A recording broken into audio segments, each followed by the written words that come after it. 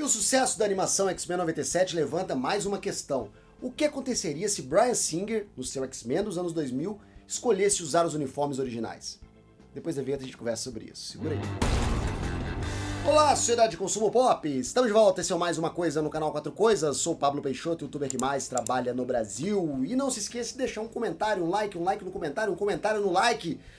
Pode fazer o que você quiser aqui embaixo, porque é importante. Porque o YouTube entende que você gostou, interagiu, você é uma pessoa real assistindo esse vídeo. E aí vai te mandar mais vídeo. E aí você vai continuar recebendo o conteúdo do 4 Coisas, que mesmo você botando o sininho aqui, pode ser que o YouTube não te entregue. Então se você comentar, se você interagir, você vai receber. Bora lá, bora falar de X-Men mais uma vez, porque tá na moda, o desenho tá bombando, X-Men 97 tá bombando e fazendo muita gente lembrar dos X-Men originais lá da Fox Kids, que deu origem ao filme X-Men. Pouca gente sabe disso, mas o filme X-Men só foi possível devido ao enorme sucesso da animação, daquele X-Men de 94. A popularidade dos personagens cresceu muito no público geral, já era grande nos quadrinhos. O revival do X-Men do Jim Lee foi um dos quadrinhos mais vendidos do mundo até hoje. Então tinha um público já sedento por mais histórias dos X-Men. Mas é inegável dizer que o desenho animado, bem antes do X-Men Evolution, trouxe esses personagens para o mainstream, abrindo o olho de investidores que pensaram, vamos transformar isso num filme. Mas veio o filme e Bryan Singer decidiu não adaptar com fidelidade a aparência daqueles personagens. E criar uma nova visão sobre os X-Men, que ele tinha como uma visão de ficção científica, dar uma pegada mais realista, fazer um filme sério, e não um filme de quadrinho, que naquela altura era considerado uma mídia infanto-juvenil. E que para fazer um filme teria que ser mais sério, porque teria que agradar os 4 quadrantes, homens e mulheres, com mais de 25 anos. Logo, optou-se por aquelas roupas básicas, sóbrias, pretas, com alguns detalhes aqui e ali, que davam uma referência nos uniformes originais, e que deixava tudo com um espírito meio basicão, né? Todo mundo meio igual. Bom, nós sabemos essa história toda e tal, e agora vem essa questão. O que aconteceria se... What if?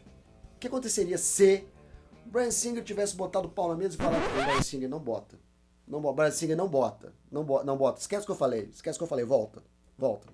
Bryan Singer, fica quieto. O que aconteceria se ele virasse e falasse assim, não, eu vou colocar um Wolverine amarelo, um Ciclope azul, e dane-se, vambora. O que aconteceria?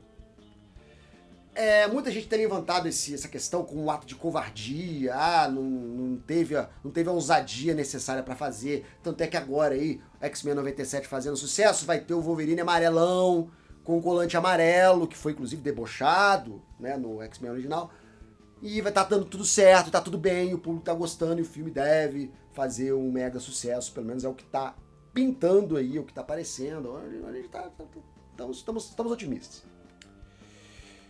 E aí vem aquilo que dizem que é a informação mais importante que você pode ter na sua vida. Essa é a informação mais importante que você pode ter para avaliar qualquer coisa, que se chama contexto. Sem contexto, informação não é conhecimento. Informação tá ali, te dou ela agora. Só vira conhecimento quando você contextualiza, quando você reflete no tempo que essa informação foi produzida. Ficamos agora, virei coach, hein? Anota aí. Contextualização é a informação mais importante que você pode ter. Estamos falando de 1999, quando esse filme começou a ser produzido. Em 1999, era a era do Matrix, né, cara? Explosão de popularidade, Matrix, gótico, cyberpunk. Todo mundo de preto, sobretudo preto, óculos escuro. Esse era o padrão da época, a estética da época. Tanto é que depois de Matrix, X-Men teve que recoreografar várias cenas de luta, porque elas pareciam bobas, perto do que as Wachowski fizeram com o já clássico Matrix. Então, esse era o padrão da época. Na época, histórias em quadrinhos eram, como eu disse, uma fonte muito menos respeitada do que é hoje. Alguma coisa já havia sido feito nos anos 80, nos anos 90, buscando inspirações de quadrinhos, mas sempre naquela... titubeando, sempre sem coragem realmente de ir a fundo no material original. Alguns quadrinhos mais sérios, alguns quadrinhos mais alternativos, acabaram virando filmes ali que às vezes a gente assiste e nem imagina que eram baseados em quadrinhos. Mas super-heróis mesmo, era uma coisa muito difícil de adaptar. Primeiro, pela questão técnica dos efeitos digitais não estarem tão maduros como estão hoje, e ficava tudo meio aquém do que a gente imaginava quando lia as páginas dos quadrinhos. E a falta de total confiança em que aquilo poderia ser uma fonte de dinheiro. Poderia ser um investimento rentável. Então os atores eram de segunda linha, os diretores eram de segunda linha, os roteiristas eram de terceira linha, a divulgação era de quinta linha, a distribuição era de sexta, e vários péssimos filmes foram feitos, com algumas exceções, e eu coloco aqui Batman e Superman e olhe lá. Então era um momento que não dava para arriscar. Na época foi uma decisão correta, porque passou os X-Men por um filtro que o público geral, acostumado com aquela estética, absorveu com mais facilidade do que se fosse um monte de gente fantasiada, com roupas coloridas.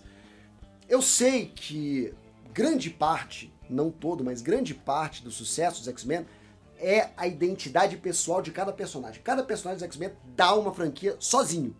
Tanto é que Wolverine tá aí pra provar.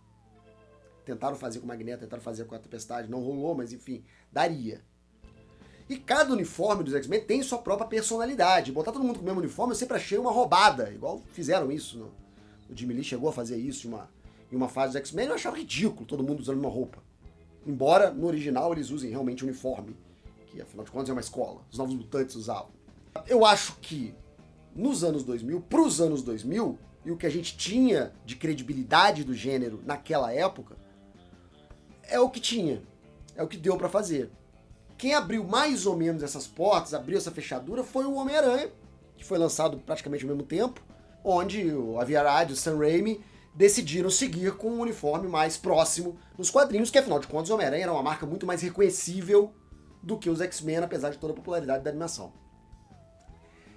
Logo, se fosse hoje, talvez seria possível fazer um X-Men baseado na animação muito mais aproximado. Mas para aquela época, em 99, os recursos da época, para a estética da época e para credibilidade que o gênero tinha na época, eu acho que o Bryan Singer fez o que ele tinha em mãos para fazer. Eu acho que ele tomou a decisão correta. Talvez teria ficado muito ridículo colocar aquele monte de gente com fantasias precárias, com um orçamento que não era um orçamento que hoje é o orçamento de quadrinhos, e nem as facilidades e os atalhos que 15 anos quase ininterruptos de sucesso desse tipo de filme criou. E que hoje dá a possibilidade de colocar o Hugh Jackman com a roupa amarela e todo mundo achar uma coisa mais normal do mundo. Na época não seria. Na época ficaria bem esquisito. E o que você acha disso tudo? Você acha que valia a pena arriscar na época? Ou foi bom esperar porque hoje em dia nós temos outro universo, outro mundo e é muito mais fácil e certeiro tomar essa decisão hoje e não lá em 1999? Eu vou ficando por aqui, muito obrigado por assistir esse vídeo. Daqui a pouco eu tô de volta com mais assunto da cultura pop. Depois da vinheta vão aparecer opções do canal pra você clicar e ficar mais um pouquinho comigo. Até mais, até breve, até já. Tchau.